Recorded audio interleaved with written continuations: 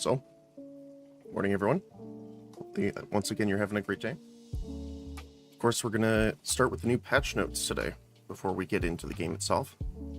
There is a video, both on their YouTube but also in the Steam page. Highly recommend you go watch it. We are not going to watch it today. We're going to be going over all of the written patch notes, though. So I'll pull that up here.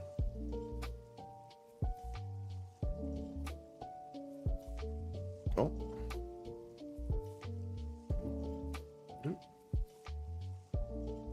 Okay. So, this is patch notes 2.2.0.0. So this came live on July 16th this year, obviously. So, I don't deal too much in the combat. Oh, here, let me just move myself a little bit. I'm cutting that off. But obviously this is a big change. I've seen some people for it, some people against it. I have not tried it yet. So I'm going to kind of reserve my judgment on it until we actually play it and test it out. But I wanted to read through this so we would have some understanding of what it is first. So, let's get into it. Combat abilities. One of the major new features in the Reckoning expansion, the combat ability and adrenaline system. These new and impactful additions represent the largest and most evolving change to the game's combat to date. You'll be able to unlock and use these new and unique combat abilities for every weapon group, with the exception of lances, including bows. Using these combat abilities consumes a new resource called adrenaline, which is generated by engaging in combat actions. So, kind of like a combo meter, in a way. I'm not sure if it starts full or it starts empty, but we'll figure that out. To me, that immediately kind of screams of like a, fighting games building your combo meter. So, something similar to that. Each weapon group has 3 unlockable combat abilities, which can be obtained from the soldier and hunting taskmasters in town. Okay, so they're readily available, because they're in every town, pretty much. Every combat ability must first be unlocked by reading its associated combat treaty chapter. These are consumable items which will teach you how to perform a specific combat ability. These combat treaties are named books written by in-world authors and are obtained primarily from existing soldier and hunter taskmasters in every town, with abilities for bows, spears, and daggers being obtained from the hunter taskmaster, while most melee abilities will be obtained from the soldier. Every town will have at least the first chapter in every weapon group available, while the second and third chapters are obtained from specific towns. Okay, there you go. For example, the combat treaty for two-handed swords is called Dancing on the Edge, written by Quintumio Vigos, I think, and consists of 3 chapters, 1 for each two-handed sword combat ability. So, Chapter 1, Hilt Strike, Chapter 2, Flurry, and Chapter 3, Hanging Thrust. Each weapon group has their own unique combat treaty book name, authors, and chapters. Something important to note is that the chapters do not need to be read in order. However, each combat ability does have a specific minimum skill requirement for its associated weapon group. For example, you might need 50 sword skill to perform Flurry and 100 for Hanging Thrust. Generally, combat abilities which require more adrenaline have a higher skill requirement. Okay, so they do also have specific requirements. I need to check something really quick here. Let me... Oh, I think it's going to make me log in here. 1 sec.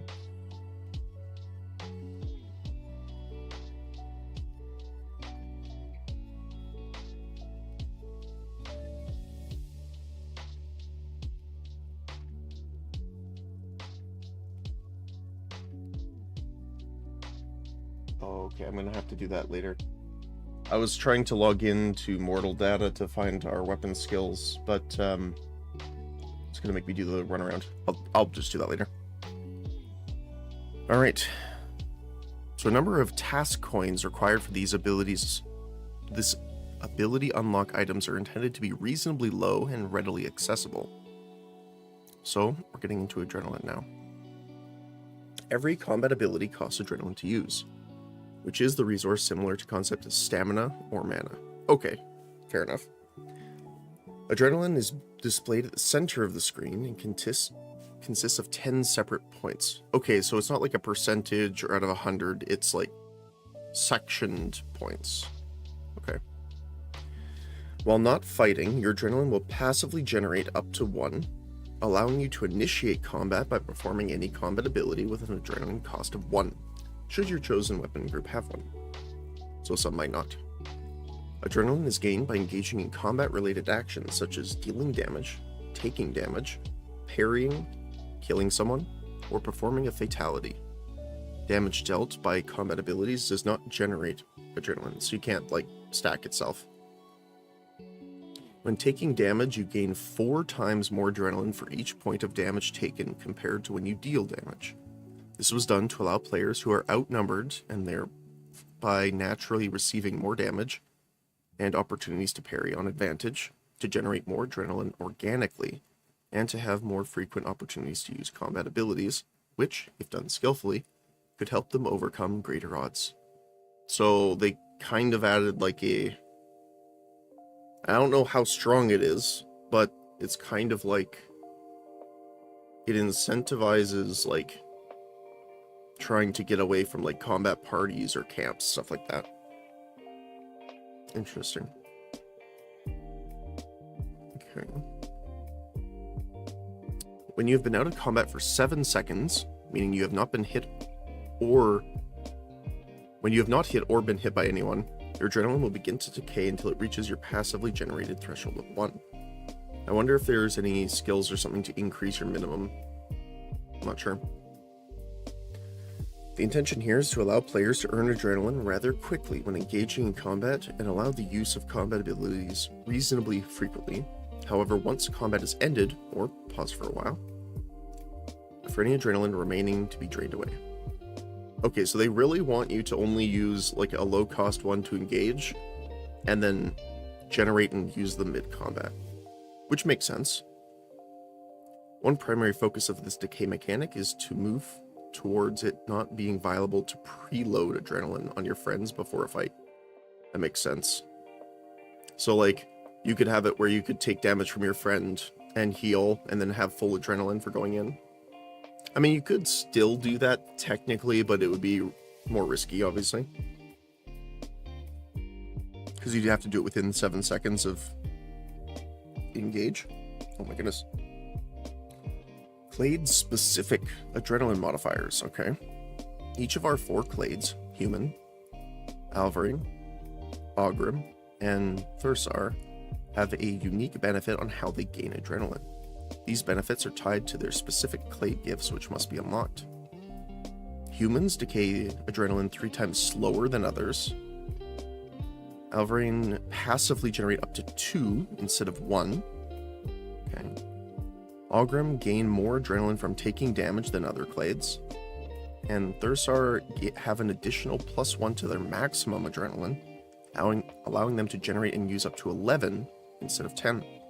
They also gain slightly more adrenaline from dealing damage than other clades, which makes sense. Okay. Selecting your combat abilities. So, really quickly, I wonder if there's bow skills that start with, like, require 2 adrenaline that would be good openers. I wonder if that's why. Selecting your combat abilities. Okay.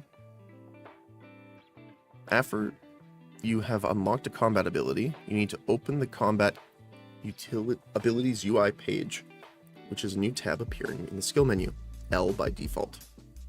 From there, you can select your weapon type and view your unlocked combat abilities. At the bottom of the page, there are 5 slots which indicate which abilities you have currently selected, so you can only have up to 5 active, looks like. These 5 slots also appear when you're in combat mode on your screen and are separate for each of the shown weapon types. They also update automatically when you swap to a different weapon. Below the combat abilities specific to each weapon type, you can view all of the shared abilities, which, as the name implies, are shared across all weapon types. This means you can select which weapon-specific combat abilities you would like to have in your set, along with which shared abilities you would also like to include. Currently, there are 3 different weapon-specific combat abilities for each weapon type, except for bows, which have 7, oh my goodness, allowing you to, for example, have 3 two-handed abilities selected along with 2 shared abilities, or even all 5 shared if you so desire. Combat ability keybind update. As we now have 5 separate dedicated slots for combat abilities, we needed to reevaluate our default keybind layout to make room for them. Some notable changes include moving the interact key to E. Oh, this is gonna take some getting used to them. Weapons swap to middle mouse button, and default casting keys to mouse thumb button 1 and 2. If you do not have thumb buttons, you will of course be able to rebind these actions to any key of your choosing in the settings. As such, existing players will likely need to shuffle things around in their keybinds. Okay, so we'll need to do that when we log in. Types of combat abilities.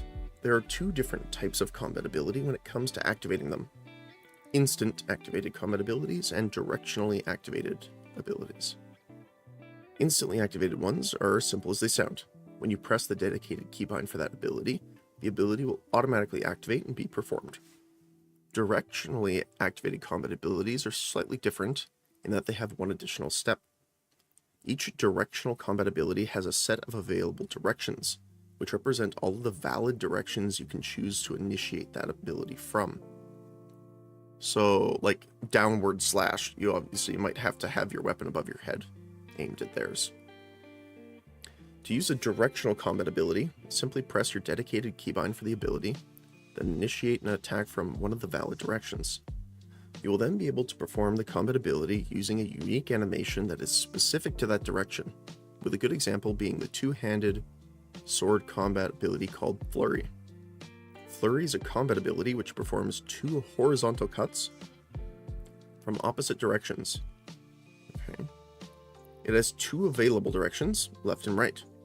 After activating Flurry, if you initiate it from the right, you will perform the right cut followed by a left, and if you perform it from the left, you will also perform a left cut followed by the right cut, which makes sense. This applies to every other directional combat ability, where the chosen direction is always where the first attack will come from. Combat abilities have multiple strikes that can have multiple strikes within the same direction.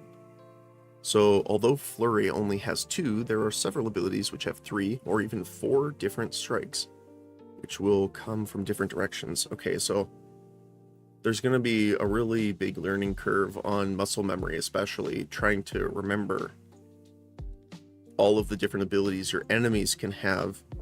So if they activate them, you need to be able to recognize the visual indicator and then block in those directions, which is interesting.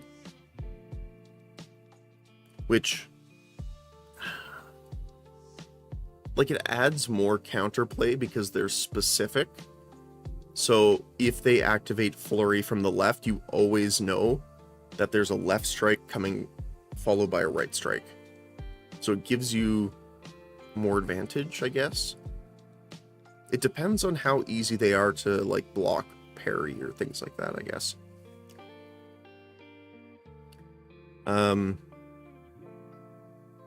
This means the number of different unique attacks which are being added to the game is quite large, as a seasoned player will need to learn and remember the sequences of many different abilities in order to preemptively parry in the right directions consecutively. Well, there you go.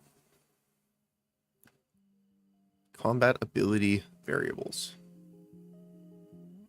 These are some of the variables combat abilities may have. Whether the ability is parryable. As a note, apart from naturally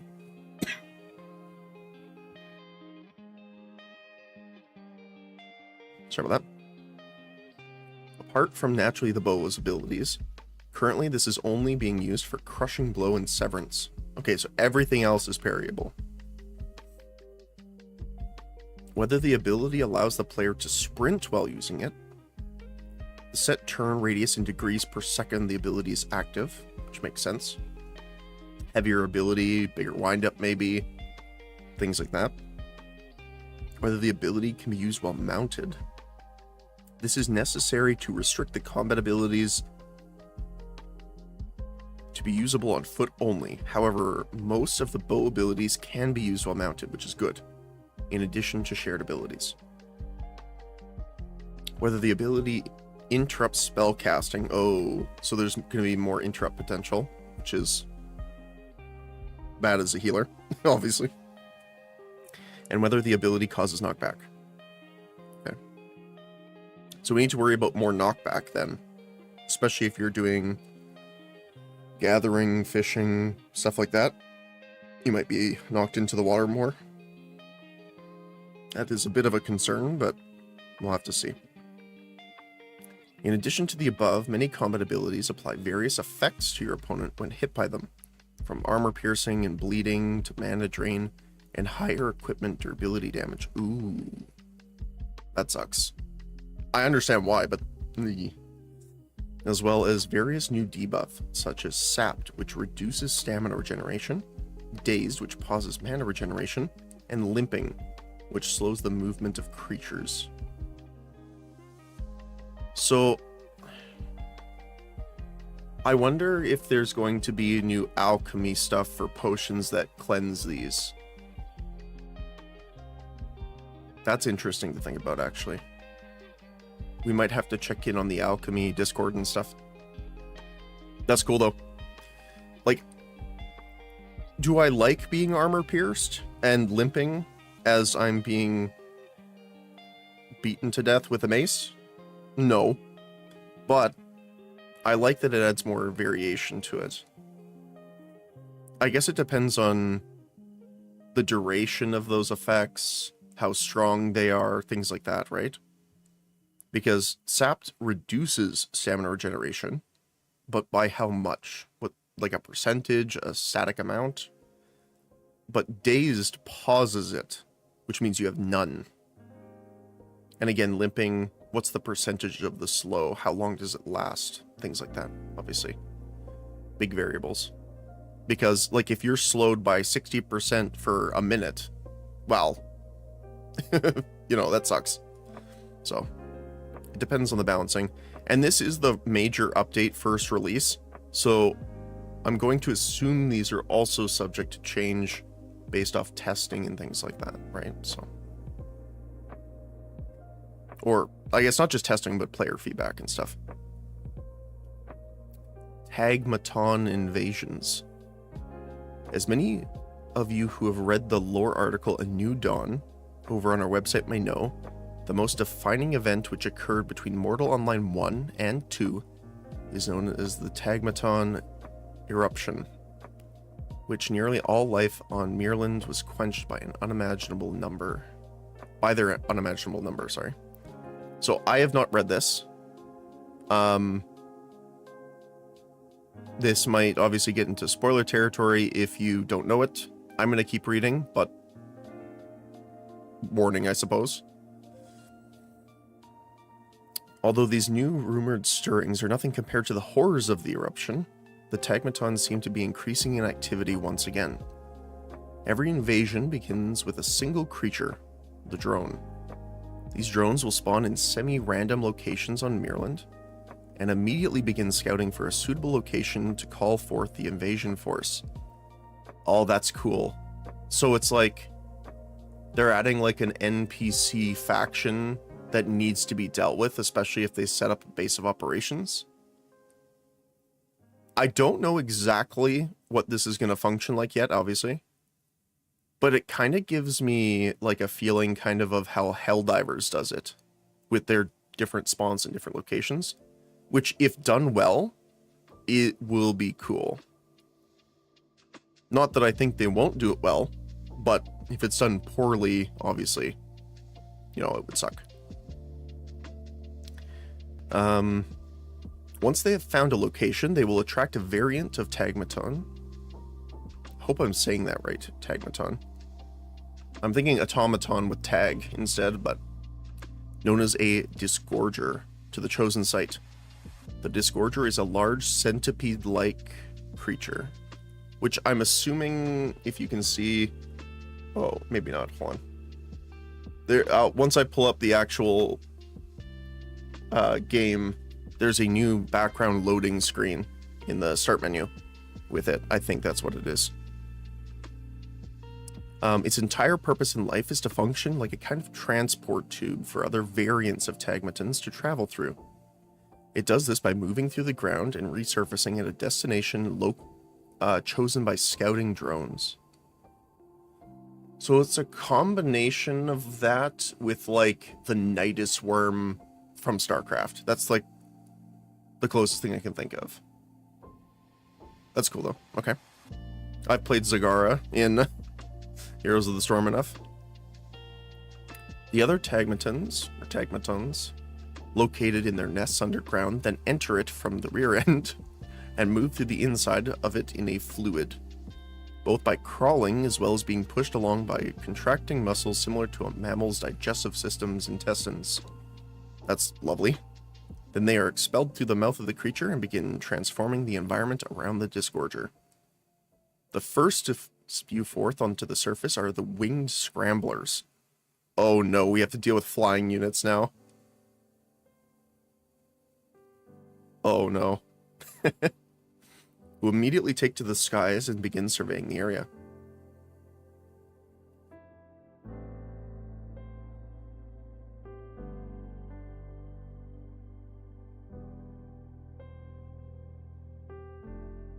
Sorry, I'm just wondering.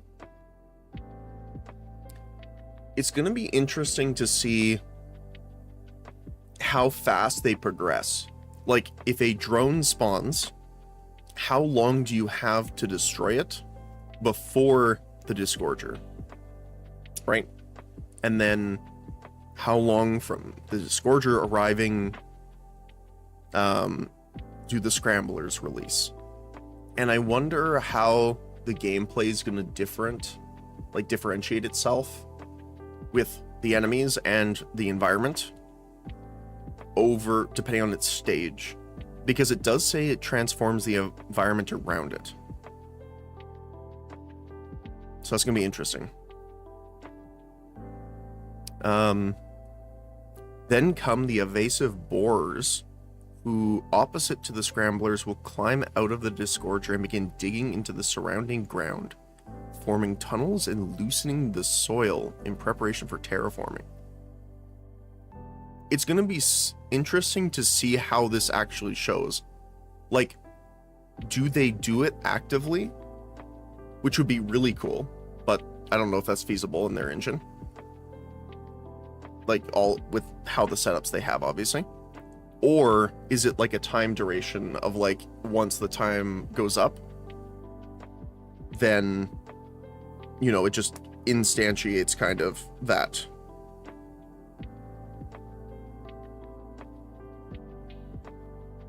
Right?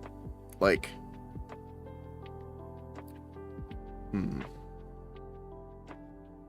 because I totally understand if it's a timed thing. I believe that happens a lot, obviously, in Elite. I think Elite Dangerous does stuff like that too.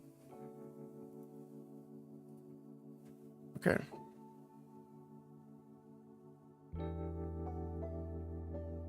Here we go. Borers, right, here we go. Bursters, with their bulbous fluid-filled abdomens, follow closely behind, depositing enzymes and spores which play a critical role in the biological characteristics of these tagmatons. Okay. All I'm picturing right now is just like honeypot ants. Or the spewers from Helldivers. Something like that. Or it could be more like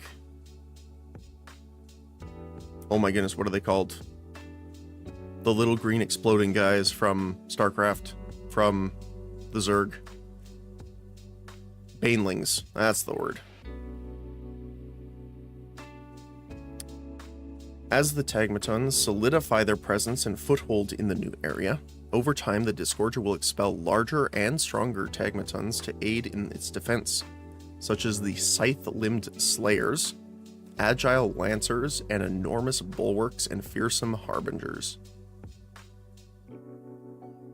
So it's gonna be interesting, like,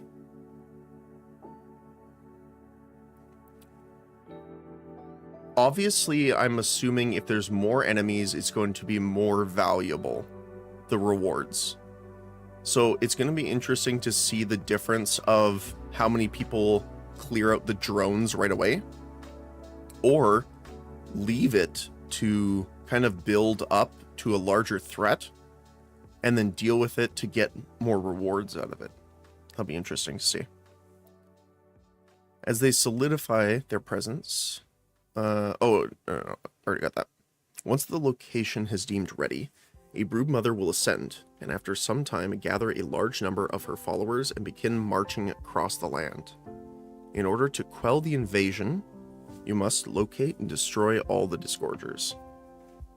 Beware, however, as Disgorgers grow stronger the longer they are alive, and so the oldest Disgorgers will likely be surrounded by many of the strongest variants of Tagmatons.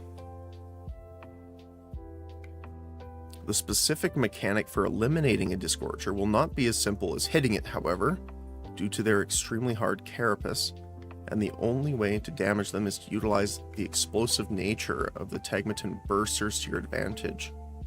Okay, so it's a mechanic boss fight pretty much, instead of like a standard damage race, which are known to be most valuable just before they explode, or most vulnerable, sorry.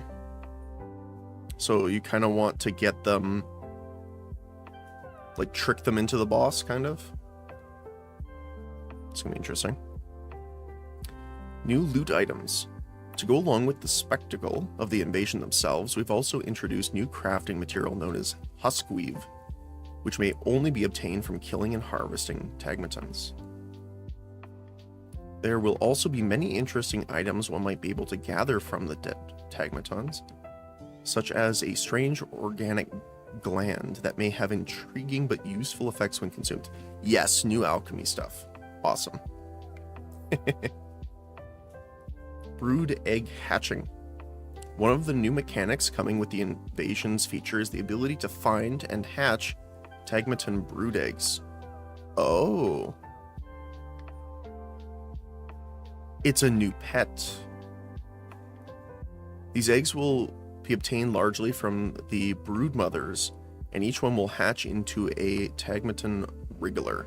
If you manage to keep it alive and fed for long enough, it will undergo metamorphosis, turning it into one of many new interesting pets. I wonder then if it's random. Like, once you feed it, will it turn into, like, will you know based off of its coloration and stuff like that which one it'll turn into, or if it's completely random of which type it evolves into? It's technically a monster. I wonder if we're going to be able to do that with taming, or will you have to dominate? Because if you're feeding it and stuff, maybe it will be taming. That would be cool. Hey, Hito. Hopefully you're having a good day so far. But yeah, this is cool. I hope it's taming, because then obviously we can, because that's what we're doing in addition to our alchemy and stuff. That'll be interesting. Although I guess that's also an argument for why both would work. Okay. The Hivebreakers. Hivebreakers are associations of people. Oh, I'm new in this game and I'm so lost. Sorry about my English, by the way. Oh no, you're that's totally fine.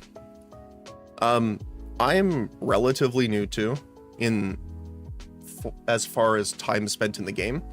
So, I'm still learning a lot of stuff. Depending on what you're into, there's a lot of discords and stuff like that that are pretty friendly. Like the alchemy discord has been super helpful. Same with the fishing one. So, I mean, you can ask questions. I can't guarantee I have an answer, but if I can help, then I can, and will. I started yesterday, but have 17 hours now. Sleep? Why? Exactly. What is sleep anyway? Something I need.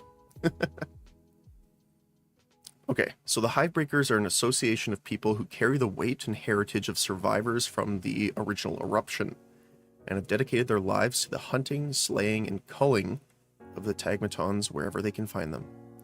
This group can be found in small encampments outside some towns, dressed in, ornated, and decorated by pieces of exoskeleton and carapace from the Tagmatons that they have slain. These are the people who have learned how to harvest and craft with huskweave, and where you can obtain knowledge of it for a price. So I wonder if the price is just going to be coinage, or it's going to be kind of like a reputation system in the way of you need to turn in the hunted material from them. It's going to be interesting to see. Their self-appointed title evokes a sense of purposeful and driven pursuing of Tagmatons to eradicate them quickly and brutally as possible. They are focused on vengeance for what they have done to the population of Mirland and the relatives of those within the group. Their goal is to kill, humiliate, and insult them however they can, even though they're bugs, while vigorously opposing any attempt from the Tagmatons to expand into Mirland once again, lest history repeat itself. Oh, here we go. I was right. In exchange for bringing them various Tagmaton body parts as proof of honor, the Hivebreaker Appraiser will award you with Hivebreaker marks. They will also sell various items to you in exchange for collected Hivebreaker marks, such as wall-mounted body parts of slain Tagmatons, as well as some of the crafting skill lore books for Huskweave, and, for the worthy few, a striking garment, which identifies a proven and honored member of the rank, the Hivebreaker Cloak. Nice. New cloaks. I wonder what it looks like. I'm going to guess like a chitin plate. Maybe. That'd be cool. Territory control has been overhauled. Regions of Mirland. The continent has now been separated into 35 distinct named regions. Oh, so they're not doing like localized areas anymore. They're doing it kind of like, what's a good example? Like Conqueror's Blade. Okay. Any guild may contest and claim any of these regions by engaging with the new outpost siege mechanic, meaning territory control is not restricted to just keep owning guilds anymore, which is nice. Each region has its own unique set of benefits, such as guild-wide buffs while you're inside a region you own, collected taxes from every player house and stronghold located within the region, hourly generated supply and local resources which are generated within the region's outpost, and must be withdrawn after reaching a certain cap in order to generate more. Which is nice, because then if someone takes over control, it's not like an infinite feed of resources. If they just like leave it. Because I'm assuming there might be like dedicated times and stuff for those outpost siege mechanics. Again, like Conqueror's Blade, they have like set times during the day that they can be initiated, or set times per week. So obviously they don't want people just claiming it and then not doing anything with it, so that's a good way of keeping it active. These benefits are tailored to the local environment aspects of each region. For example, owning the region which contains the cave camp will provide a buff to mining yields, while owning a region containing a coastline will provide a buff to fish catching yields, which is great for us. or owning a region containing dense forests and many creatures will provide a buff to pet experience gain. Oh, that's cool. We have endeavored to make each of these regions appealing for different reasons, so they are always desirable. However, without causing significant harm to the world's resource economy. And that's what I was thinking too, is like, that's good. Because, for example, where we are is a fishing town. If a ton of other regions randomly got more fishing opportunities, it would tank the resource economy generation in that town. So obviously that's a good thing. And Hito, thanks for the follow. I really appreciate that. Welcome on in. But yes, I definitely like this. Again, depending on implementation, right? That's a big thing. These changes and the things they're adding in themselves are good, I think. But depending on the in-game experience may differ depending on what happens. But I'm keeping myself optimistic. Each region also has a set nation affiliation, such as Trindomic, Kurite, or Wilderness, which is used to determine what type of standing is lost when being reported for murder or committing crimes. Okay, fair enough. We also design these regions to be heavily and frequently contested, with a primary goal in mind being to facilitate reliable and engaging fights centered around outpost siege mechanics. So that's cool too, because then you can kind of own the region and not worry too much about, or worry less, I guess I should say, about like raiding parties and stuff. Because obviously that happened a lot. Now you'll definitely still get it, obviously, but especially now with the adrenaline buff when you're taking damage versus multiple opponents, that might help you even more too. So outposts themselves. Each of the 35 regions of Mirland contain its own outpost. Oh, so it's a specific location now too, which is nice. So there's no like weird shenanigans people can pull by building things in weird locations or something like that. It is a specific outpost, which is a fortified wooden structure belonging to the guild who currently owns the region it's in. These outposts are where the owners of the region can withdraw any generated oh, so it's risky too. So, okay, let me finish this paragraph and then I'll explain. As well as store items in their unique but slot-limited outpost banker, as well as use the outpost priest, which can currently set to guild use only, both of which are locked behind a door that only the region owners can operate freely.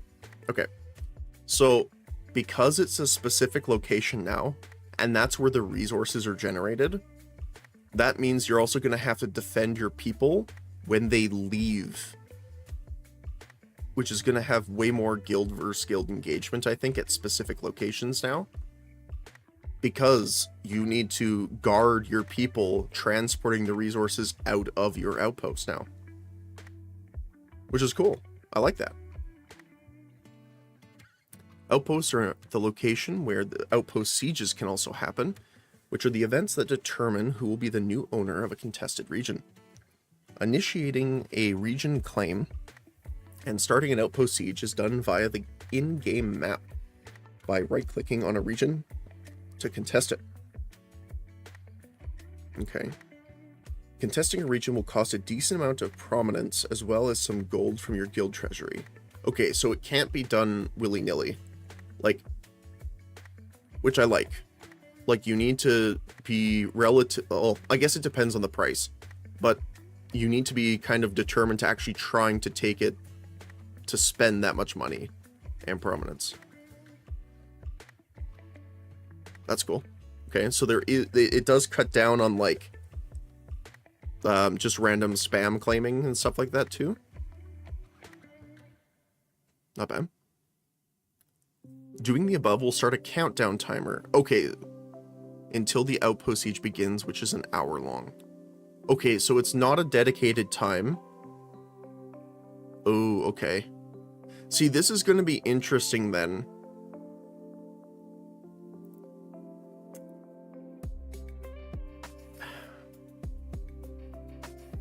So, my concern with this is then, so if you initiate a claim, you have to wait an hour, but you would still probably do this when like most of the guild that you're opposing is asleep. Right? I kind of like longer countdown timers for that reason, so that the defending guild actually has a chance to get its members up. But we'll see. That's just personally though. Also, depending on the sizes of guilds they want to participate in this, if you have a large enough guild, you might have enough members for a 24-hour coverage. So there's that. Once the at this point, everyone who looks at the map can see that the region is being contested and can view the outpost siege countdown timer. A guild can only have one outgoing region contest at a time. So they can only contest one at a time, but technically they could do it. So it would minimum take an hour, obviously, because there's the timer itself and then they need to win it, right? So depends on how long the sieges are, but they could still get a lot contested in a single day if they were able to do that. Like, let's just say it takes an hour for the actual siege. They can still claim 12 territories in a day if they have that many members. Now, to be fair, they have to travel around. They probably have to, gain resources like healing potions, mana potions, stuff like that, right? So it's not really going to be that short, but they could. Once the outpost siege has ended, the countdown has ended, the event will begin at the outpost for that region. Please note that initially, as a special case scenario, all regions will be neutral and unclaimed. So at the start of the update, obviously, allowing the first guild to click on them to own them immediately without going through the outpost siege mechanic. Due to their design, this is the only time it will happen. Once all regions have been claimed by a guild, the only way for them to change hands is through the siege mechanic, which is fair enough. I'm assuming they didn't want, because they're doing this big of a change, they didn't want to say, hey, if a guild's in an area, they automatically own it. Because then, that sets up winners win more, I guess, is a better scenario for that. Which is fair enough. So the outpost sieges themselves. After the cooldown timer has ended to initiate the siege, the outpost siege event timer begins, which currently lasts 1 hour. Okay, so I was actually pretty close with the guess. The outpost siege event timer begins, meaning the attackers have 1 hour to complete all stages and successfully claim the region as their own. So there's specific things you have to do now. It's not just like kill the enemies and then destroy the building or something. So, a guild must be at least tier 2 to contest a region, which cuts down a lot of the let's create a new guild to try and contest multiple things. It also must have a total of at least 20 members. And there is a zone around every outpost which disables murder counts while the outpost siege event is ongoing. So it doesn't count as murder if you're fighting over the outposts, which is nice.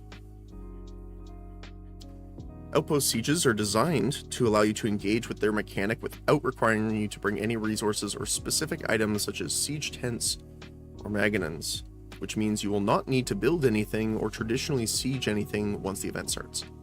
Okay, so it almost goes into like a PvP match then, instead of siege warfare. I guess it depends on, again, how it goes.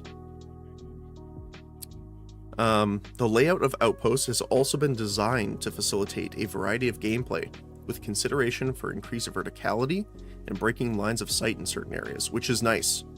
So if there's more open areas, as an archer, you would want to go there to help out there. If you're a close range fighter, you know, if there's like tight streets or something like that, or back alleys in certain locations. I don't know how big the outposts are, obviously, but there is different types of combat areas where you might want to focus your efforts. Outpost sieges consist of 3 main stages. You need to break the outer gate, lower the inner gate, and then raise your guild flag. Okay. So I wonder... Oh, it's going to explain here. Okay. So stage 1, breaking the outer gate. Once the event starts, 3 specialized structures will spawn outside the outpost, which produce oil pots automatically at a fixed rate of 1 every 30 seconds. These structures do not need to be built, and do not require adding materials, and cannot be destroyed during the event. Fair enough. So it's kind of like a... Bank those moats, Guardian. With oil pots. The attackers then need to pick up and carry these pots of oil to the outer gate of the outpost. After placing 20 pots outside the gate, they will explode, and the outer gate will open. Okay, the only thing I don't know that they haven't explained here is, can the pots be destroyed? Or once they're in place, they are protected? Like, can the attackers destroy the pots outside the gate?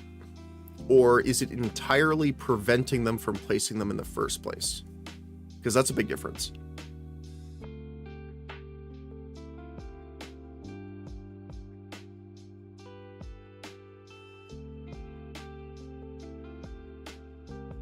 Because then, if they can't be destroyed, it's a protect the gate from them ever getting near it. Also, if they get to the gate to place an oil pot, is there a time duration? Like, does it take, like, 10 seconds or something, right? Or is it just, once you're there, press a button to place it? Because, again, that changes a lot. And then stage 2, once the outer gate has been opened, the attackers will then gain access to the area inside the outer gate, as well as the first floor platform on the outside walls of the outpost. The defenders maintain access to the inner second floor wall platforms, however, are also able to drop down if they wish to fight the attackers attempting to open the gates.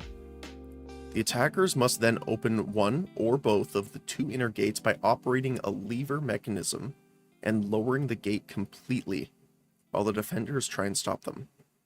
Okay, so they're doing a lowering thing. I don't know if it's going to be a lower as in vertical, like a drawbridge, or is it going to be like a portcullis that just drops vertically, and then, because they say it's dropping down, which is, I'm assuming, to prevent people from opening it partially and just sneaking under. We'll see. Each gate has a lever next to it, and when pushed down, will cause the gate to lower slowly, and then when pushed up, will be causing it to slowly rise. Okay, so it's like a tug-of-war. So the attackers are going to try and defeat the defenders and lower it, and then you have to defeat the attackers and re-raise it. So that's interesting. You do not need to stay next to the gate mechanism after interacting with it to turn it on or off. It will continue to raise or lower on its own unless toggled by the other way by a member of the other team. Okay. That's cool. So yeah, it's kind of like a tug-of-war mechanic. It currently takes 10 minutes for a gate to lower from 0% to 100% progress if uninterrupted. That's a decent amount of time. Like, 10 minutes doesn't sound like much, but if you're in the middle of a fight, 10 minutes is a long time. May not feel like a long time when you're in the middle of it, but it also can. If either gate is lowered completely, the attackers then gain access to the inner yard of the outpost, where the outpost flag contest mechanic is played, which is step 3. Raising your guild flag. A flag in the middle of the inner yard raises and lowers based on who from the attacking and defending guild is standing within its area. Oh, so it's king of the hill at that point.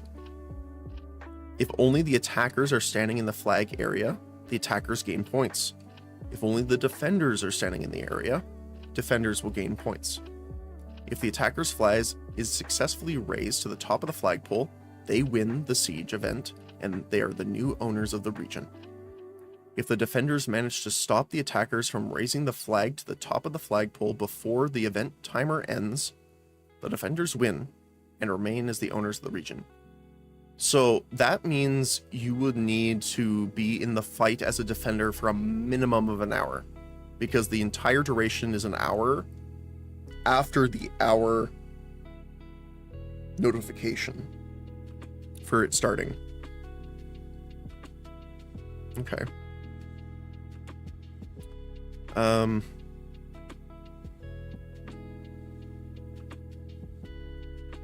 If one member of both the attackers and defenders are present in the flag's area, it will not move. Either group must push out or kill the remaining members of the opposite side in order for the flag to tick up in their favor. Oh. So it's 100 or 0. If you have 50 people in the flag area and they have one person, it still doesn't move, it looks like, from the sounds of this. So you need to be the only people in it,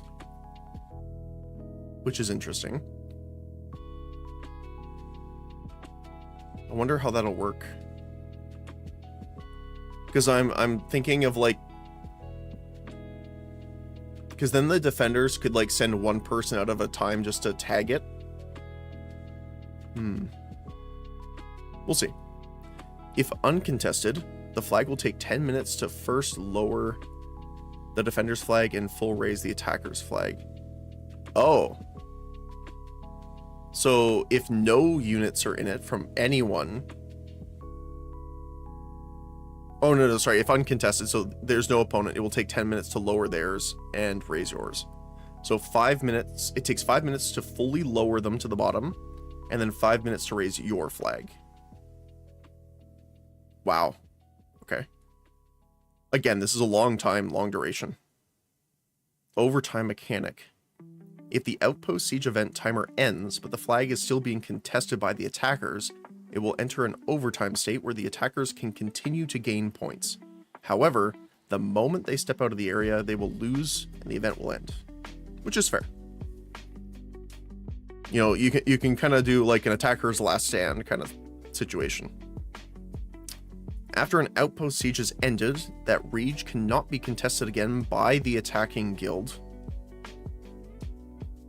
for 150 minutes. So if they lose, for example, while all other guilds have a cooldown of 120 minutes before they contest the region after the siege is ended.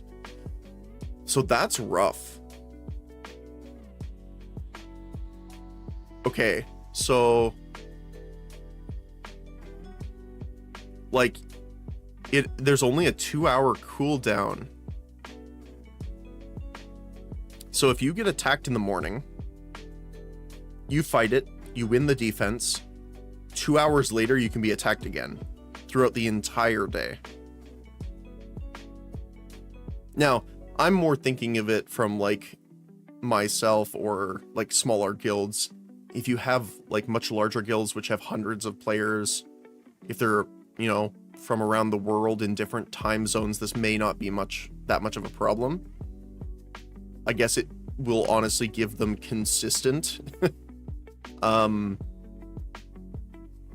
gameplay throughout that guild's like uptime, I guess, with their player count.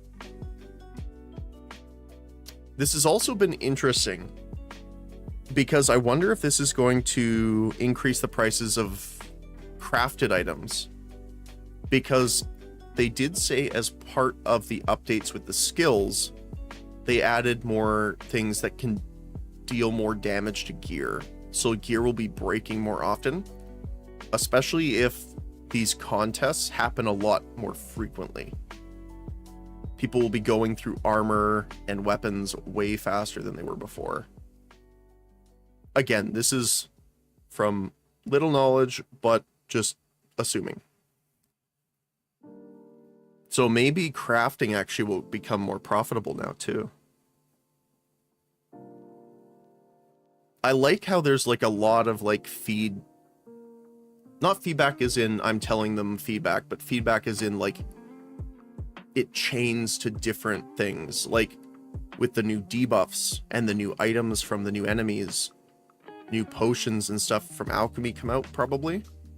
So there might be new things that cleanse those debuffs specifically or better. Yeah, there's a lot of different things. Fatalities. Fatalities have been added, which are specific executions that can be used on players and humanoid AI which are in mercy mode. Oh, okay. There are 3 fatalities to choose from: Iron Hand, Skullhammer, and Mangle. You can choose which fatality you will perform in the weapon type selection of the combat abilities UI, which also may be set to random. I hope they've done this in the sense of all the animations take the same amount of time. Because if there's a faster execute, obviously that one's going to be preferred, I would assume. Because if you're in the middle of a fight, you do the fatality, the shortest one generally will be the best. So I hope they're all the same duration and stuff.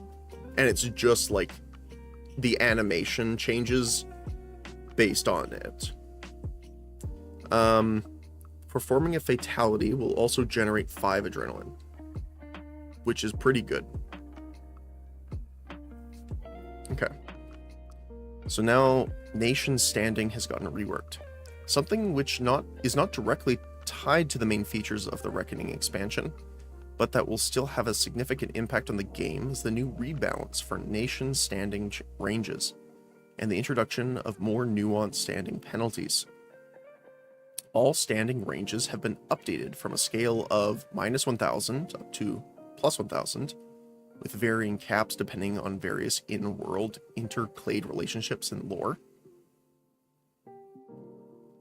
Each step of 100 standing is also equipped with new descriptive labels, which will better represent how the nation feels about you. Okay, so it's more... there's more things that they can play with now. Like, it already gives you more roles and titles you can get from standing and stuff like that. The addition granularity of this new range allows us to have different penalties based on what crime was been committed, such as, for example, a much greater standing loss penalty when being reported for murder compared to simply being cited by a town guard, which is fair. Increased range from -100 to +100 to -1000 from +1000. Rebalancing standing limits for clades and nations has also been done, and criminal actions now have unique standing costs.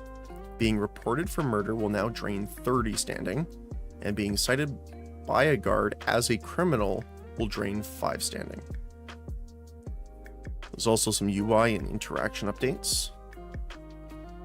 Skill window has been made larger, fixed a bug in book descriptions that said that you could not read the book if you had exactly the correct level of the parent skill. Okay.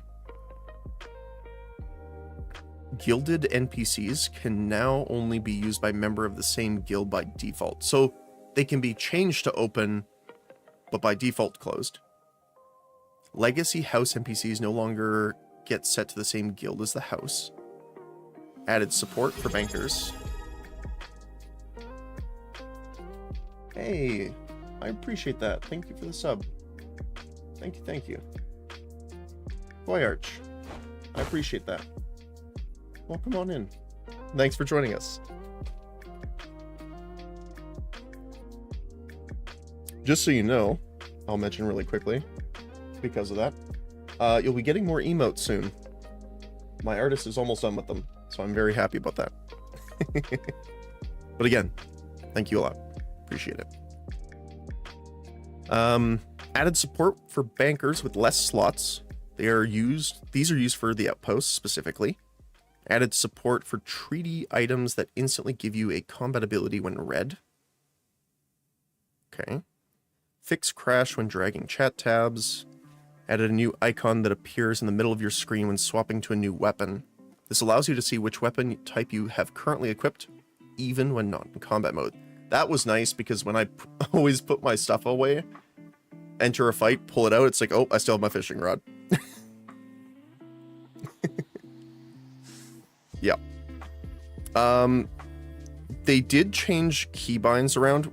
We're not going to go through all of the keybinds specifically, but I think the biggest ones were interact has been moved to E. The attack was moved? No, spell casting was moved to thumb button 1 and 2. And then swap weapon was moved to middle mouse button. I think those 3 are like the biggest changes here. But, you know, all of these have been changed. So I'm going to have to change some keybinds when I log in. Let's just say that. They also updated some bugs. One would cause relics to become empty once they were opened. Fix water in Meduli fountain turning yellow. That's weird. Too many people bathing in the fountain, I suppose.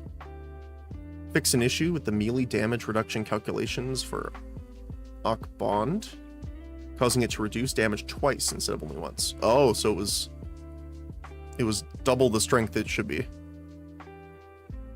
Engine. Minor updates from the Unreal Engine from 5.5.3 to 5.5.4 that fixes a few crashes and translucency rendering artifacts. Fair enough. And configuration issues with concurrent tick queue causing sporadic crashes. Fair enough. Optimizations. We've introduced brand new animation budgeting system designed to boost performance during the most intense moments of the battlefield, which makes sense obviously because they're pushing guild v guild fights. So they're going to have to manage more large scale fights. So improving optimization during those is obviously good. Whether you're clashing with hundreds of players or fighting off waves of AI. Oh yeah, I guess with the bugs now too, right? Because the longer they stay in that location, the more spawn, so you might have a full-scale invasion to deal with. This system smartly prioritizes important animations and attempts to ensure a minimum FPS by deprioritizing less important animations to reach a target FPS, especially in large-scale battles. So my assumption would be like if you're in the middle of a large battle and it detects that happening, it might turn off grass animations or trees or something like that. So they'll be static during the fight. So something like that. That makes sense. Expect smoother gameplay, fewer slowdowns, and better overall experience when the action gets chaotic. That's always good. Always a plus. If it works. This is a major step towards ensuring fluid performance no matter how large the fight becomes. We've also optimized character LODs, or level of detail levels. For those that don't know, LODs, or level of detail, is like depending on your distance to the target you are looking at, it may load a lower res model or materials on the model, depending, in order to not do it. It's kind of like if you look at the far distance in a game like Skyrim or something, obviously the further you go out, the lower the level of detail is, and you can see it blur, especially in your horizon line. That's the same thing. So they optimize it to consume up to 25% less CPU power, improving client performance during large-scale battles. Plus, login and server routing improvements, which hopefully fixes. I know a lot of people have said they're having some issues with it. Players no longer need to log out and back in when traveling between continents, currently only between Haven and Mirland. Server routing now happens automatically in the background. This is done in preparation for future cross-continent travel. Ooh, okay. During using the Haven's statues to travel to Mirlin now occurs during a loading screen instead of forcing a logout to the main menu. Fair. The character selection process in the main menu has been streamlined to not require a relog process if a character is selected on a different server. Fair. Pets. Potential fix for newly tamed or dominated pets not attacking properly. Fix an issue where AI using equipment were not able to attack large targets in melee, such as bandits fighting Molvas or Capadons. Okay. They did some balance changes to elementalism. We've made various changes to the balance of certain elementalism spells in this update to hopefully address some of the long-standing feedback. A few of those notable changes include adjusting the AoE size of Fireball to closer match the spell's visuals. Okay, so it was either too big or too small, depending on the explosion size of the animation. Decreasing the overall damage of Lightning Bolt given its a very large AoE size. Okay. As well as adjusting Firewall and Static Charge. Many of the propulsion spells have also been adjusted to be more effective and appealing, which is good, because some of them weren't. Adjusted Lightning Bolt, base damage. So base damage up slightly, max damage down. Fireball's base range went from 25 to 29 to 26 to 28. Okay, so again, upper, low end, lower, high end. Adjusted the AoE size from 4 meters to 2. Okay, so it was much bigger AoE size than the animation. Like twice as much. Firewall damage range went down significantly from 14 to 17 to 12 to 13. Okay. So the new high end is lower than the low end before. Increased Firewall's mana cost from 20 to 25. Adjusted Static Charge spell lifetime from 10 seconds to 3, so minus 3 seconds. Increased the mana cost from 20 to 25 with Static Charge as well. Adjusted Ice Barrier spell max range from 250 to 1. This means the sphere will always spawn with the caster at center. Oh, so you can't cast it at range anymore. Huh.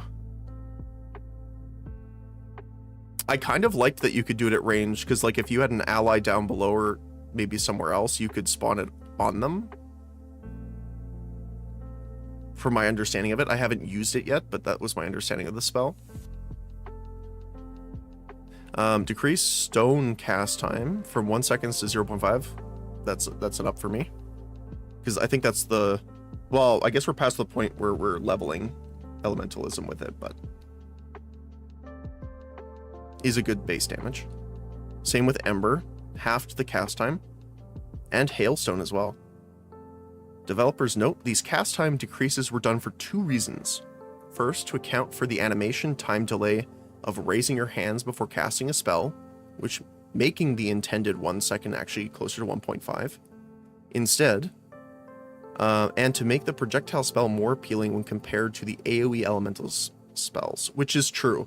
I generally always saw people using AoE spells and not normally the direct target. They increased Boulder's damage range from 20 to 25 to 28 to 30. Adjusted Comet damage range from 23 to 33 to 27 to 29.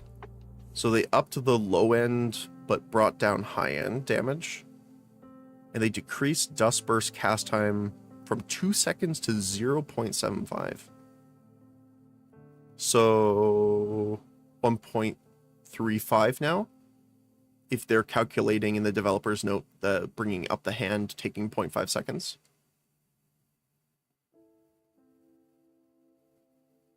Still better cast time overall. Necromancy got a balance change. Raised walkers are now automatically controlled by the caster. Thank you. That's so much better. So I believe before you had to raise them from the ground, but they would be hostile, and then you had to cast I I don't remember the spell. Is it Dominate Undead or something like that? To be able to make them yours, I believe. I haven't used Necromancy, but I think I remember reading that. They also reduced the frequency of outlaw spawns in the world. That's great because so many times we were traveling around and we got ambushed by bandits like 4 or 5 times on the route. So that should be less. Although I wonder if this is all of them or like outlaw specific. We'll see. And then keep territory structures. As the keep territory area has been reduced to the default size due to territory control overhaul, any TC structures that were built inside keep territory will not be able to pay upkeep and will begin to decay. Oh, okay. If you would like these structures to be removed and the construction plans returned to you, please contact a game master before 30th of July. Okay, so because of the changes, you can't like upkeep your stuff anymore. So if you contact a game master, they'll like refund the construction plans. That's cool. I mean, obviously this depends on a lot of things on how it plays out in game. But it sounds like good changes overall. Like, I don't have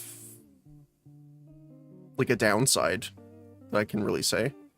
Other than obviously people that were really used to or liked the previous melee combat system might not like the abilities now. But I also think having the abilities like this in the game might... It was funny to watch the dancing sparring matches, but this might turn down the spin around really fast to block all the hits. I don't know for sure, but maybe. Again, if it's done well, the new AI bug attacks, the Tagmatons, will add something new, especially if it's giving new crafting material opportunities for all the crafters. It's giving new combat options. It's also adding new pets and stuff. Obviously, that's good too. New reputation system to grind with the appraisers. The one thing I'm not sure about, and this could just be my ignorance, because I have not dealt with a lot of guild v guild stuff, but based on the guild size, the guild timer only being an hour long for the siege event, and then only 2 hours before it can be attacked again, to me seems very short of a cooldown period. But again, if we're talking about guilds with hundreds of players, that's a bit different. But again, I don't have that experience, so I'm only speaking for myself on that. But yeah, I'm also interested to see with the invasions, I'm interested to see the new terrain types, because it says they begin terraforming the environment. And then there's also the underground tunnels and stuff that the borers will be digging too. So I wonder if we're gonna have like tunnel systems to kind of like dungeon delve almost through. Maybe I'm a little too optimistic on the changes on that, but that sounds good. Yeah. I mean, it's a big update, that's for sure.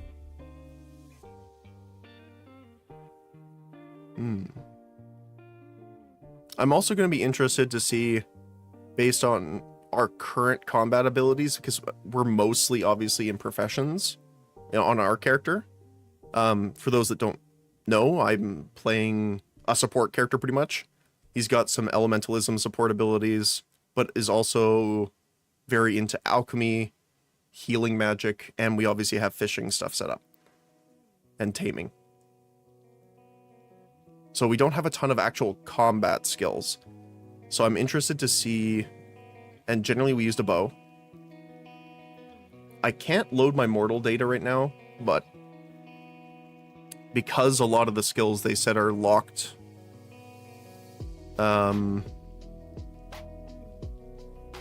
based on your total level in it, we might be only able to use a few starting ones. So we might have to rely on like chatting with other people to find out how effective they are. But yeah. Well, that's the major update patch notes. I'll be getting into the game now, but as far as the update video goes, hopefully you guys enjoyed. Let me know if you're experiencing positive or negative things with the combat abilities or the updates.